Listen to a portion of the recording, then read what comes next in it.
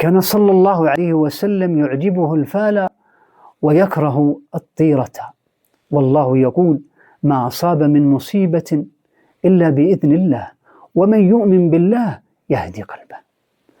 والطيرة هي التشاؤم بشخص معين أو بحديث معين أو بمكان معين، والتشاؤم ينافي كمال التوحيد الواجب، لأنه مما يلقيه الشيطان في قلب الإنسان من وسوسة وتخويف.